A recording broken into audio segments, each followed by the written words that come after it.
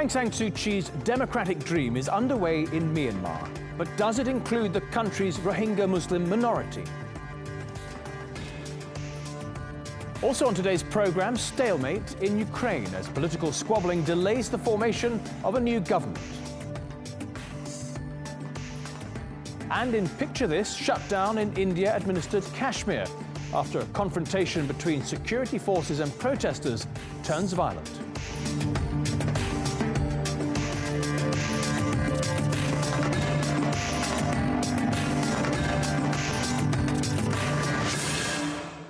Hello and welcome to the Newsmakers with me, Matthew Moore. Last month, history was made as a new civilian-led government was sworn in Myanmar after decades of military rule. After more than a decade under house arrest, democracy icon Aung San Suu Kyi has risen to the forefront of politics.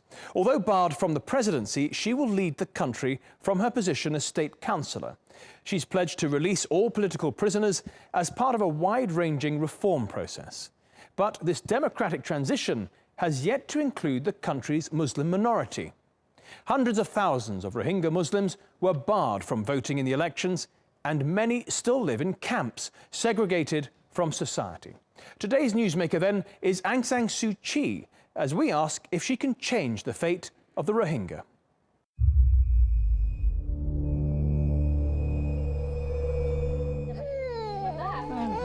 A country left divided by years of religious conflict. A people left stateless who say they've been persecuted for decades.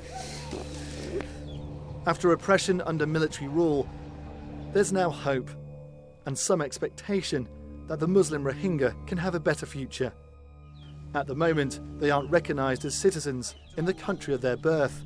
And conflict in 2012 between Buddhists and Muslims forced more than 100,000 Rohingya to live in camps where they remain cut off from the rest of society.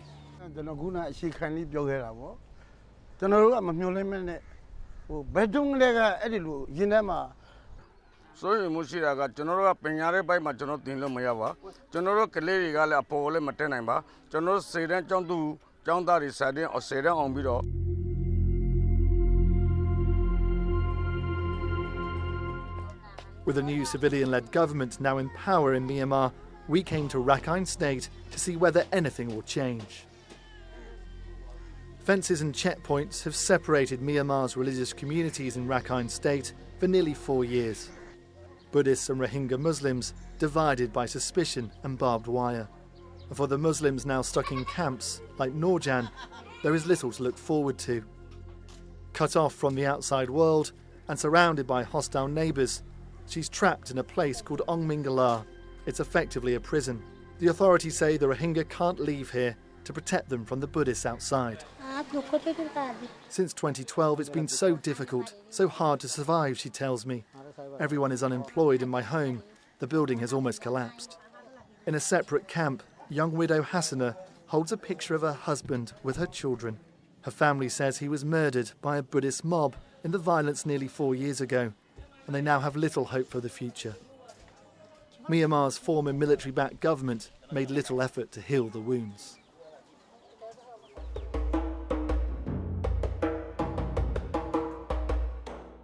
In Sitwe, before the violence of 2012, Buddhists and Muslims used to live side by side, but there have always been tensions. While most Rohingya say they've lived here for generations, Buddhist nationalists have long argued that they are immigrants, mainly from Bangladesh. That's the view of leading monk Shishati. He tells me there is a need to build mutual trust, but in the next breath says many Rohingya should be kicked out of the country. We have to determine which Muslims can be citizens and which cannot, he says. Muslims created this situation and we cannot trust them. Each new generation here is being brought up to distrust the communities around them. Ending years of suspicion will be difficult. We don't want to have problems, but we want to be separate, this man says. If we don't live together, things will be okay. Myanmar may have taken steps towards democracy, but Rohingya Muslims aren't yet part of it. The legacy of violence between Buddhists and Muslims still haunts the country, and rebuilding trust between neighbours who once killed each other will take years. The Rohingya hope the country's new democratic leaders or try to heal the wounds. Duncan Crawford, The Newsmakers, Rakhine State, Myanmar. Joining me now from London to discuss the Rohingyas' plight and what Aung San Suu Kyi can or will do to help, in London is the president of the Burmese Rohingya organisation in the UK, Tun Kin. Also in the British capital is Penny Green. She's the director of the International State Crime Initiative.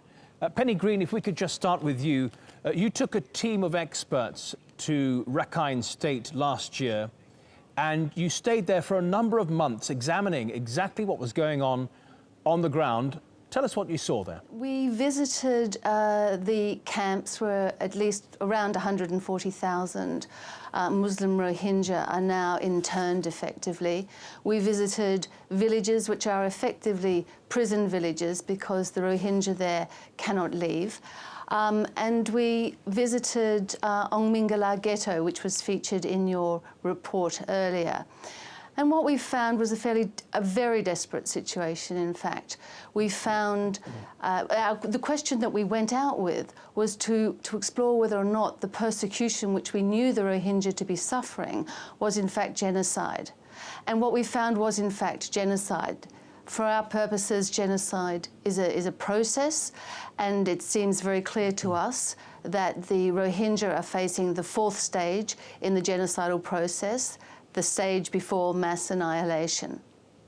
Well, what evidence do you have of that?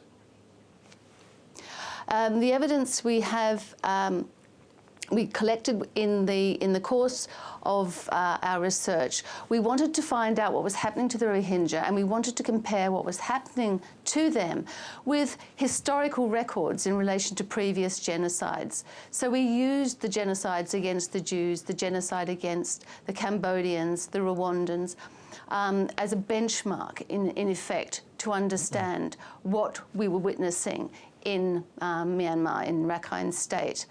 And the evidence we found was that the first stage of a genocidal process is stigmatization, and the Rohingya have been brutally stigmatized and dehumanized. They have been subject to very vicious hate campaigns, led often by the Sangha, the Buddhist monks, but backed in large part by the government. Let's get the view now from our other guest, Tun Kin. You fled Myanmar. Just briefly explain why you had to do that. We are facing, especially, is that genocidal process is not going last 2012. It's been going many decades, actually. People did not know in the world. For example, actually, if you look at the past, like for my grandfather was a parliamentary secretary. I am not a citizen of Burma. You know, particularly in many decades, after 1962, General Lewin took power, he stripped up our ethnic rights and then citizenship rights, and then he imposed restriction of movement, marriage, education, and pushing us to the camps by creating popular violence and burning down the Rohingya houses. For example, when I was in Burma, I have faced the restriction of movement, marriage, education. For example, my friends who married separately, they were sentenced to jail. We need to wait 2 to 3 years to get permission to get married, and after passing O-level, we cannot go to the higher education, university, and also our lands were confiscated by military. This is what we faced many decades in Burma until today. Even today, the worst situation we are facing in 21st century, where what international legal experts, especially what Penny Green have mentioned, International State Crime Initiative, that genocide we are facing today. We are the worst situation in 21st century where international community is ignoring this issue. Right. That's what I could say. All right, let's just return to Penny Green. We were talking earlier about the election, a landmark election really in Myanmar's history. Aung San Suu Kyi's National League for Democracy party won by a landslide. Is this move towards democracy going to make any difference for the Rohingya? Well, unfortunately, I fear not at this stage. We haven't seen anything from the NLD or from Aung San Suu Kyi to indicate that there is any optimism for the Rohingya or for changing the situation that they are currently experiencing. And I think Aung San Suu Kyi was a democracy icon, but we haven't. She's been absolutely silent on the question of the Rohingya. During the election campaigning, she was in Rakhine State, campaigning for the NLD. She didn't speak to a single Rohingya person. She didn't visit the camps. The NLD refused to stand a single Muslim candidate. Now, Muslims occupy around 5 to 8% of the Burmese population and have always been represented in Parliament in previous elections. So the signs aren't very encouraging. The NLD has decided not to make the Rohingya a priority. They've been quite explicit about that. But more than that, you've actually accused Aung San Suu Kyi of being complicit in genocide. Do you still stand by that claim? Well, I think the question has to be asked. At what point do you accede to prejudice, to persecution, to racism? And at what point do you stand up against it? And I'm afraid that if you are presiding over a country in which genocide is taking place, and the evidence is, I think, irrefutable, and you're presiding over that country, presiding over a politics which is allowing this form of persecution to take place, then I think you bear a considerable responsibility. So yes, I do still stand by that claim. Do you agree with that analysis? Yes, I am totally agree. I think, especially for NLD government, it is early to say. From my opinion, is we have to wait and see. We are quite concerned. Unfortunately, Aung San Suu Kyi is an icon for Burma and in the world, but she did not speak up what's happening to the Rohingya since 2012. It is very worrying. Especially if you look at the situation in Burma, western part of Burma, 1.3 million Rohingyas are facing genocide, what international legal experts have mentioned. So if you look at democratization in Burma, you have to look as a whole Burma. What's happening in the other western part of Burma, the 1.3 million Rohingya population are facing these situations. Penny Green, just to go back to you, because you have a very strong legal background, can you tell us why the United Nations hasn't called what's going on in Myanmar genocide? And if they or another authority does declare it such, would it lead to changes, some sort of action perhaps against Myanmar? Well, I can't see the United Nations or the international community of states defining what's happening in Rakhine State as a genocide anytime soon, I'm afraid. I think there's a general reluctance in the international community to use the term genocide, because once you call a particular form of persecution of the kind that genocide is a genocide, then there is an obligation on the part of states to act. There's an obligation under international law to both prevent and to punish those perpetrating the genocide. And that places states under an obligation which they are quite reluctant to pursue. And I think it's really important for your listeners to understand that genocide is actually a process. It's not simply the act of extermination. Okay. Genocide takes place, as Tun Kin mentioned, over decades very often. And we've seen this taking place. And in order to understand it as a process, also enables us to intervene at certain stages to prevent the very final stages of genocide taking place. Let's just go back to Tun Kin for a moment. Now, you've spoken in the UK's Parliament, to the United States Congress and the European Parliament. Did you find the politicians were taking your concerns seriously? Unfortunately, I should say the US, UK, EU, UN, they are not doing enough. If you look at the situation since 2012, the situation not getting better, instead getting worse. If you look at what's happened in 2014 Dushuriadan massacre and the census, which was supported by EU and other countries, Rohingya were excluded.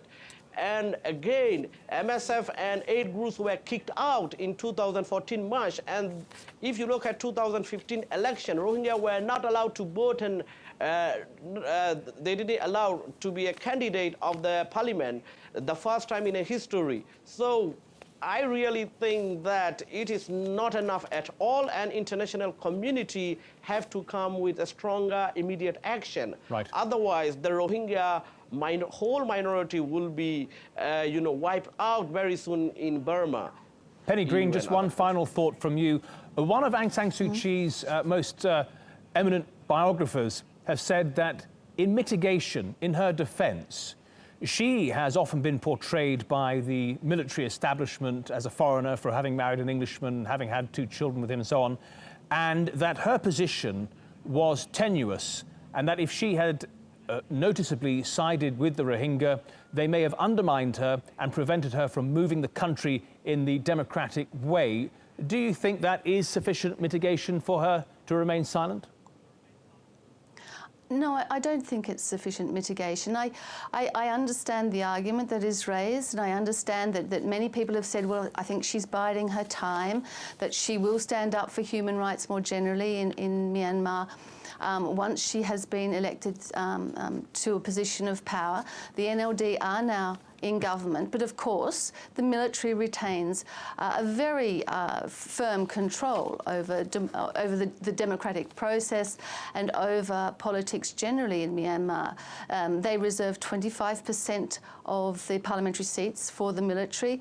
The military currently are in control of 3 crucial ministries: Home Affairs, Border Affairs and Defence. So that argument will always pertain. And I do think that if Aung San Suu Kyi had stood up, she may have lost votes. If she had stood up for the Rohingya, had stood up against the Islamophobia which is rife throughout Myanmar, had she stood up and said that we must end the persecution that's taking place in Rakhine State, she might have lost some votes. But I think, given her former moral and political capital, she would have taken many civil society activists and the general population with her. And I think that's a great shame and an enormously grave lost opportunity. Penny Green and Tun Kin, both of you in London, thank you very much for your contribution to the Newsmakers. Thank you.